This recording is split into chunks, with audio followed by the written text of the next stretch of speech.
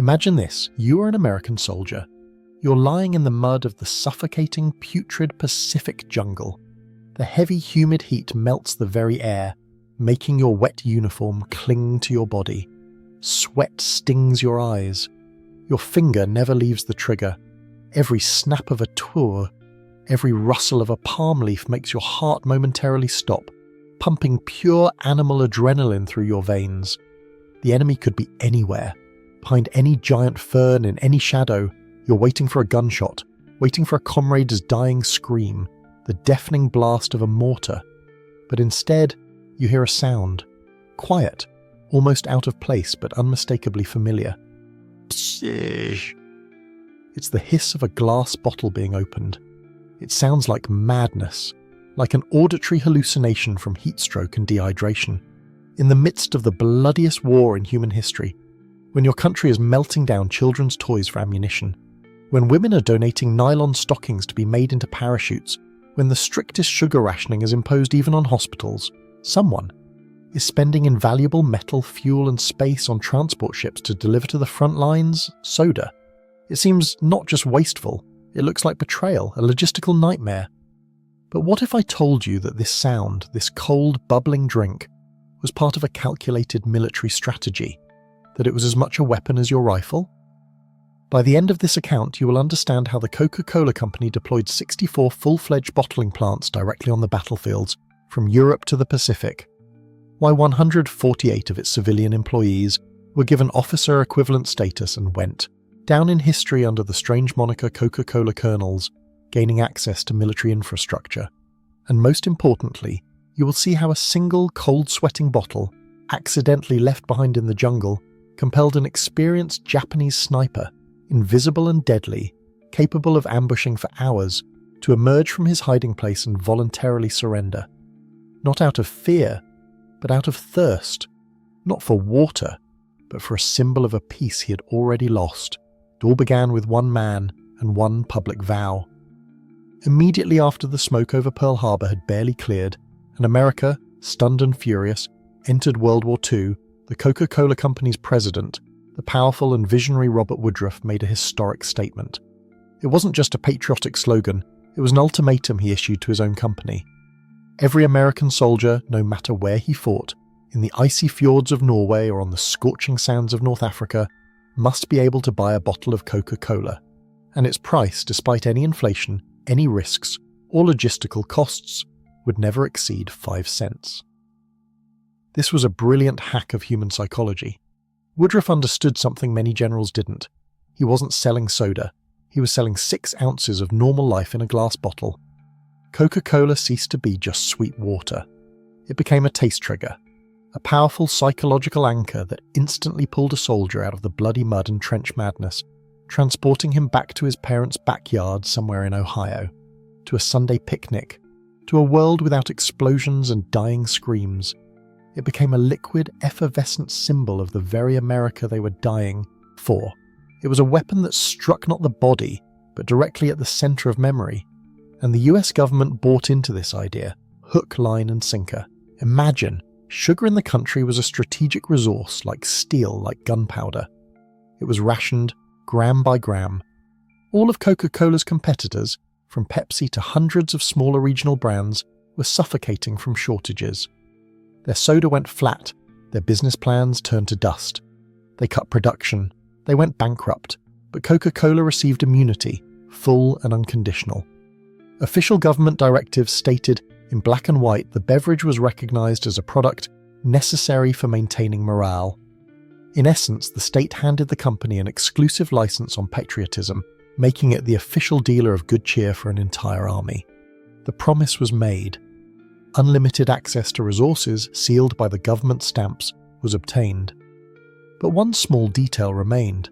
How on earth to deliver millions of fragile glass bottles across an Atlantic swarming with German U-boats? How to build factories where tank battles had raged yesterday and the earth was soaked with blood? Solving this task required its own army, but it consisted not of soldiers, but of engineers, logisticians and technicians, the very people who would go down in history under the strange moniker Coca-Cola Colonels. Imagine this man. Just yesterday, He wore a perfectly pressed suit and sat in a cool, air-conditioned office in Atlanta, moving numbers in quarterly reports. Today he stands on a sun-baked Italian airfield. Sticky dust grates on his teeth and the coarse wool of his military uniform chafes. His neck. In his hands is not an M1 rifle. He clutches a tube of blueprints for a mobile bottling plant. His task, not to capture an enemy pillbox. His mission, to rapidly deploy soda production a couple of miles from the roaring front line, where the earth is still warm from explosions. Corporate archives count exactly 148 such individuals, ordinary civilian engineers plucked from civilian life. The US government granted them a unique status, technical observer. It sounds modest, almost bureaucratic, but in reality, it was an all-access pass with system administrator privileges in a closed military network. It granted officer-equivalent privileges, and most importantly, it gave them the power to bypass the ponderous army machine. Where a major needed weeks to secure one truck, a technical observer got it in an hour. He could requisition a scarce generator. He could issue an order that a captain would follow without question. Their mission was too important to drown in a swamp of approvals and reports. Soldiers on the front lines, observing these strange specialists, quickly coined a nickname for them. It blended biting trench irony with genuine respect. The Coca-Cola Colonels, civilians, without a single combat merit badge. But their authority was absolute. Amidst the chaos, mud, and death, these people, like engineers from a science fiction novel, erected small humming islands of American civilization. Islands where the main sound was not the clang of a bolt or the groan of a wounded man, but the steady, soothing hum of a conveyor belt and the clinking of glass. The sound of normal, peaceful life. So, the company now had its own small but incredibly effective army of technical specialists with almost unlimited authority. But local successes in Europe were merely a beta test. The real game, the global one, began with a short encrypted telegram sent across the Atlantic. A telegram from the most famous and demanding general in the American army, and it contained a direct order, like an ultimatum. The year is 1943, North Africa. The Supreme Commander of the Allied Forces, General Dwight D. Eisenhower, sends an urgent encrypted message to Washington. But he's not asking for a new tank division, not a squadron of fighter planes. His request, according to archives, sounds like a quartermaster's delirium. Eisenhower demands equipment for deploying 10 Coca-Cola plants, immediately, and 3 million already bottled Cokes to go with them. This was the moment when soda officially became a strategic resource, no longer just a pleasant bonus by direct order of the highest command. And the global conveyor belt began to turn. Imagine this supply chain. Entire factories, disassembled and packed into labelled crates, sailing across the ocean on military transports. Each ship a torpedo target. They were assembled in the smoking ruins of European cities, in the shifting sands of Africa, in the suffocating humidity of the Pacific jungles. By the end of the war, 64 such plants operated outside the US 64, and American soldiers drank over 5 billion bottles. 5 billion. It was a river of glass and sugar that girdled the entire planet. But delivering the crates was only half the battle. The real hardcore work began on site. For the Coke Colonels, it was a daily quest for survival. You're in a ruined city with no electricity, no running water. Your task? Find a source of clean water. Then figure out how to filter it to drinking quality. Obtain carbon dioxide for carbonation. Arrange for the sterilization of thousands of bottles in absolute unsanitary conditions. They weren't just managers, they were engineer hackers, launching high-tech production amidst primeval chaos, using ingenuity and army scrap. The system worked. Billions of bottles flowed to the front. But what exactly did a soldier receive in his hands? Just sugar and water? No, he received a message. And this is where we return to that very bottle, forgotten in the jungle, and to the Japanese sniper. Imagine him. He is elite. He can sit motionless for hours blending with the foliage. He is a ghost, bringing death. He watches an American patrol pass by. They rest, drink Coke, laugh, then they leave, accidentally leaving one untouched, cold-sweating bottle on a rock, and the sniper looks at it, and at that moment his world crumbles. He's fighting for the Emperor, for a nation that places duty above life. His country is melting down temple bells for shells, his family eats a meager portion of rice, and these Americans, these barbarians, they can afford such a luxury. to deliver halfway across the world into the very heart of war, cold, sweet water in perfect glass containers, just to lift their spirits. This isn't a weapon, it's worse. It's a demonstration of such crushing, such carefree power against which his rifle, his endurance, his fanaticism are simply nothing. He realized he wasn't fighting an army, he was fighting a civilization of abundance, and he had already lost. An hour later, he emerged from the jungle with his hands raised. He surrendered not to soldiers, he surrendered to a bottle of Coca-Cola. But to understand exactly what he surrendered to, we need to rewind a few hours to that same American patrol. The battle had just ended, and then silence falls. But it is not the silence of peace. It is a deafening, ringing emptiness that presses harder than the roar of artillery. You sit on an ammo crate, covered in a crust of mud, sweat, and someone else's blood. Your hands tremble not from fear but from wild exhaustion, and then someone hands it to you. The bottle, the icy, almost burning cold of the glass in your dirty palm, the familiar hiss as you tear off the cap. It's the sound of a sigh of relief, the sound of having survived, and the first sip. A sweet, fizzy, chemical taste that for a few precious seconds erases the taste of gunpowder and fear from your memory. It wasn't just sugar and water, it was a powerful psychological anchor. That very Proustian moment when a single taste resurrects an entire world. The material embodiment of that normal life you left thousands of miles away. It was a sip of home, a reminder of Sunday barbecues in the backyard, of awkward dates at the movie theatre, of carefree summer days when the biggest problem was getting home for dinner. Coca-Cola wasn't a product, it was a portable version of America, a 6-ounce proof that the world you were willing to die for still existed. And the military command understood this perfectly. It sounds insane, but archival documents confirm, sometimes in the midst of critical operations, shipments of concentrated Coke syrup received a higher logistical priority than some types of ammunition. This paradox was explained by a simple military doctrine. A living but demoralized soldier is a burden. He takes up space, he eats rations, he spreads panic. But a soldier with high morale, who remembers what he is fighting for, is the main force on the battlefield, more effective than any machine gun. But this psychological weapon proved to be double-edged. It not only struck its own, raising spirits and strengthening the will to win, but it also struck the enemy. Those who watched this incomprehensible American abundance with envy, hunger, and muffled bewilderment from their half-flooded trenches. For the American soldier, a bottle of Coke was a promise of returning home. For the Japanese sniper, it became a death sentence, proof that his enemy had brought his home with him, right here, into his jungle. Now let's move from the jungle to another hell, to the sun-scorched desert of North Africa. Imagine, you're a German soldier from the Afrika Korps. You're sitting behind the barbed wire of a prisoner of war camp. Your tongue tastes dust. Your stomach is empty from meager rations. You watch your guards, young, well-fed Americans. They laugh, and one of them does something that breaks the will better than any interrogation. He opens a small glass bottle. There's a sharp pop and a hiss. He drinks ice-cold, dark, sweet soda, and drops of condensation roll down the fogged glass. For you, a soldier from a country that had shifted its entire economy to total war and replaced coffee with acorn substitute, this is a scene from another universe. It's impossible. To deliver this utterly militarily meaningless luxury here, into the very heart of war. It's not just a drink. It's a sealant, crushing demonstration of power that cannot be defeated. This was the main, albeit completely unplanned, psychological blow. Let's call it the shock of abundance. Coca-Cola became a non-verbal weapon. It wasn't about the taste, it was about the message it subconsciously transmitted. Each bottle was a quiet but deafening message to the enemy.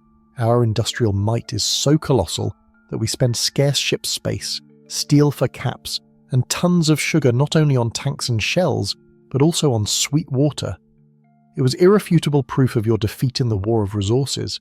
Every bottle an American drank conveyed the same verdict to his opponent. We can afford this, you cannot. We are fighting with only a fraction of our strength, and even that fraction is greater than anything you have.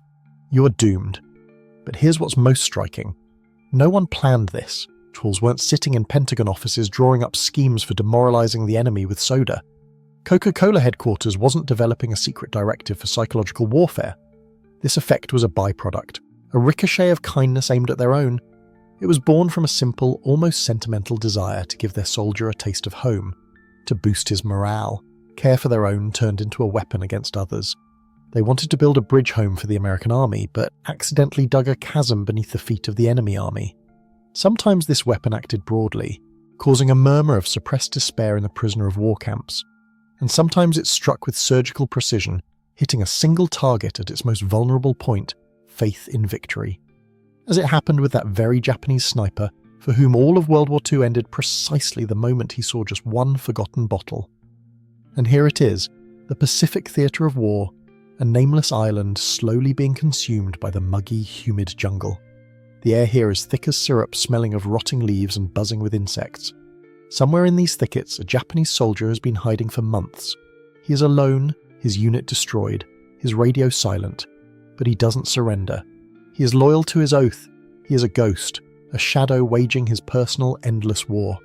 One day, pushing through tenacious vines in search of any food, he emerges into a small clearing. An American temporary camp had been here. They left, but left traces. And among these traces, on an old ammo crate, he sees it. A perfect, untouched bottle of Coca-Cola. It stands there like an artifact from another world. A sunbeam, piercing through the dense green canopy, plays on its famous curves.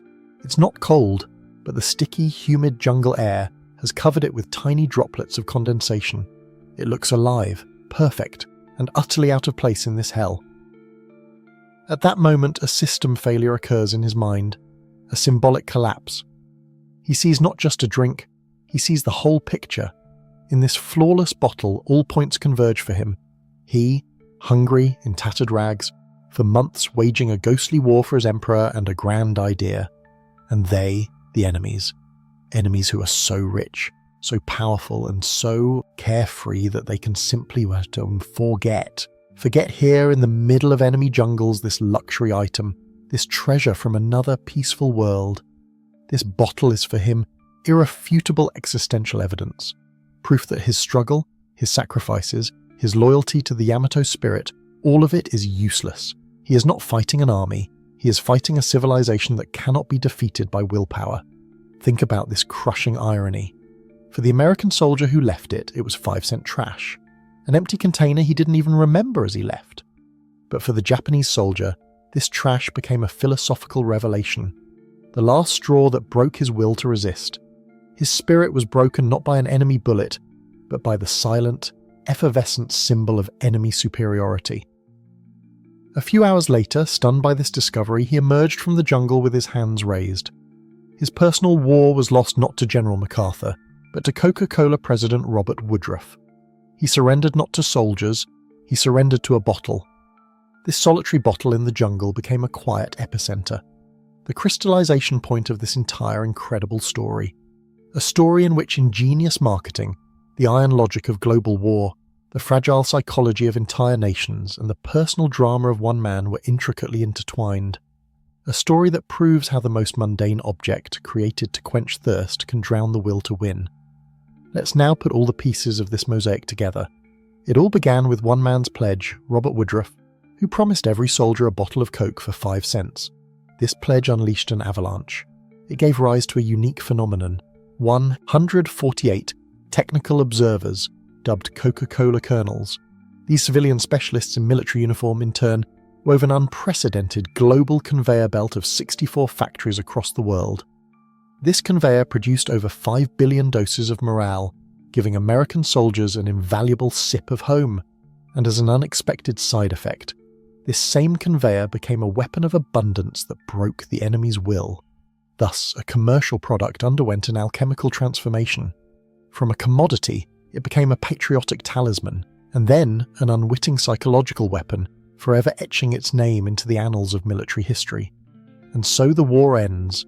Our soldier, the very archetype for whom it all began, returns home. Years pass, decades. He builds a house, raises children, sees grandchildren. And one hot summer day, he sits on his porch in a rocking chair, breathing in the smell of freshly cut grass, and opens a familiar bottle. The same hissing sound. But now, for him, it's not just sweet soda, it's the Proust effect in all its power. One sip, and the sharp, sweet taste mixed with the ghostly aftertaste of gunpowder transports him back to the icy mud of the Ardennes or the jungles of Guadalcanal, and he remembers not an advertisement, nor bright labels. He remembers that very moment of hope, that very sip of home that amidst absolute hell reminded him what he was fighting for, and that he was awaited. Ultimately, World War II did more for Coca-Cola than just open global markets. The war wove the brand into the very DNA of American identity, and the military infrastructure built became a springboard for post-war global dominance. Coca-Cola became more than just a drink. It became a symbol of the American way of life, American power, American victory. So what was this entire operation? The greatest patriotic act in corporate history? Or the most ingenious and successful advertising campaign of all time? The truth is, it was that rare historical instance where corporate interest and national purpose merged into a single, effervescent and irresistible current. And yet, the question remains open. What, in your opinion, was the main driving force behind this incredible story? The sincere patriotic impulse of leadership willing to incur losses for their soldiers? Or was it a cold, far-sighted commercial calculation that millions of soldiers, upon returning, would form the most loyal consumer army in history?